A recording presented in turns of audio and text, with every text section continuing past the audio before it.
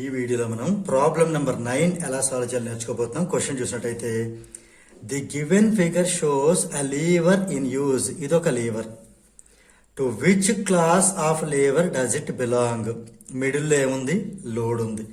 ఇక్కడ నేను మీకు ఆల్రెడీ ఒక ట్రిక్ అంటూ ఒకటి చెప్పాను.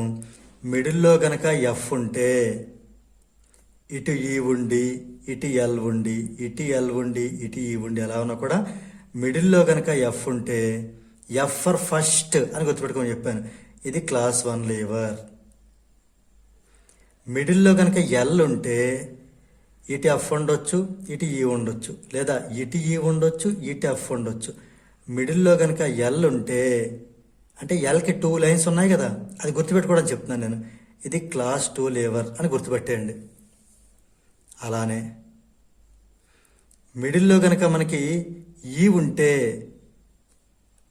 ఇంకా మిగిలిన లెటర్స్ ఏంటి? ఇటు ఎల్ ఉండొచ్చు ఇటు ఎఫ్ ఉండొచ్చు, లేదా ఇటు ఎఫ్ ఉండొచ్చు ఇటు ఎల్ ఉండొచ్చు.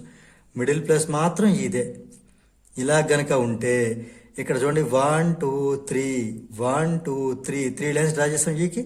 ఇది క్లాస్ 3 అని గుర్తుపెట్టుకోండి. ఇది ప్రీవియస్ వీడియోలో కూడా చెప్పడం జరిగింది, ఇంకోసారి గుర్తు చేస్తున్నాను.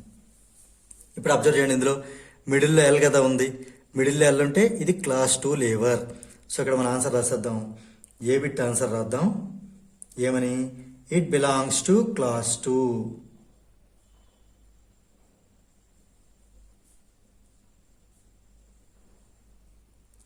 రీజన్ కావాలంటే రాయొచ్చు యాజ్ లేదా since load is in between fulcrum and effort, or load is in between effort and fulcrum అని రాయండి. అయిపోయింది కదా, ఏ బిట్ అయిపోయింది.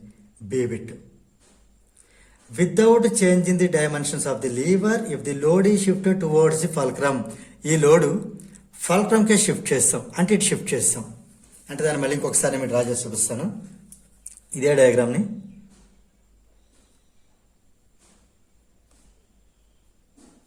ఇదే డిస్టెన్స్ ఆఫ్ ఫల్క్రమ్ నేనేం చేంజ్ చేయలేదు.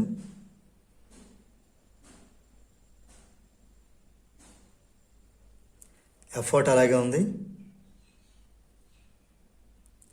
లోడ్ని యాజ్ పర్ క్వశ్చన్ బట్టి ఫల్క్రమ్ కేసు మూవ్ చేస్తాను. అంటే ఇగో ఈ ప్లేస్లో ఉండాల్సిన లోడ్ని కొంచెం ఇటు జరిపేశాను, ఇటు జరిపేశాను ఈ లోడ్ని ఫల్క్రమ్ వైపు. ఈ లోడ్ ఎల్ని ఇటు జరిపేశాం. అంటే ఇప్పుడు ఏమైంది అబ్జర్వ్ చేయండి. ఇందాక ఉండే డిస్టెన్స్ ఇలా జరిపిన తర్వాత క్వశ్చన్ ఏంటంటే what happens to the mechanical advantage. Mechanical advantage ఏమవుతుంది అనేది. ఇప్పుడు ఈ రెండు కంపేర్ చేసుకుంటే ఇందాక ఏమైంది? ఇది ఇటు జరపక ముందు ఇది హాఫ్ కంటే ఎక్కువ ఉంది, అంటే ఇది మోర్ ఉంది. ఇది ఇటువైపు కదా ఉండేది, ఇది ఇటువైపు ఉండేది. ఇది ఇప్పుడు జరిపేసాము. ఇప్పుడు ఈ ప్లేస్ మోర్ అయిపోయింది, ఇది మోర్ అయిపోయింది, ఇది లెస్ అయిపోయింది. దీంతో కంపేర్ చేసి ఇది ఇంతకుముందు ఇది మోర్ ఉండేది, ఇది ఇప్పుడు మోర్ అయిందంటే గతంలో ఇది లెస్ ఉండేది జరపక ముందు, ఇటు మూవ్ చేయకముందు. ఇప్పుడు ఇందులో కేస్ 1లో మనం మెకానికల్ అడ్వాంటేజ్ చూద్దాం. ఇందులో మెకానికల్ అడ్వాంటేజ్ చూసినట్టయితే ఇన్ కేస్ 1లో చూద్దాం. మెకానికల్ అడ్వాంటేజ్ ఇన్ కేస్ 1 అంటే ఎర్లియర్ కేసు. దీంట్లో మనకి మెకానికల్ అడ్వాంటేజ్ ఫార్ములా ఏంటి? MALE అని చెప్పాను. కాకపోతే ఎల్ అంటే లోడ్ ఒకటే కాదు, లోడ్ ఆర్మ్. ఈ అంటే ఎఫర్ట్ ఒకటే కాదు, ఎఫర్ట్ ఆర్మ్. ఓకే, ఇక్కడ మనకి ఎఫర్ట్ ఆర్మ్ ఏమో లెస్. ఓకే, ఇక్కడ ఈ లోడ్ ఆర్మ్ వచ్చి మోరు. అంటే లెస్ బై మోర్ అంటే స్మాల్ బై బిగ్. ఇదేమవుతుంది? 0 పాయింట్లో వస్తుంది. అంటే ఇది లెస్ దాన్ 1 అవుతుంది. ఈ కేసులో మెకానికల్ అడ్వాంటేజ్ అనేది లెస్ దాన్ 1 వస్తుంది. ఎందుకంటే మనం చిన్న వాల్యూని పెద్ద వాల్యూతో డివిజన్ చేస్తున్నాం. అదే కనుక ఇప్పుడు సెకండ్ కేసు, ఈ కేసు జరిపిన తర్వాత ఏమైందో చూద్దాం. ఇక్కడ మెకానికల్ అడ్వాంటేజ్ ఏమైంది ఇన్ కేస్ 2.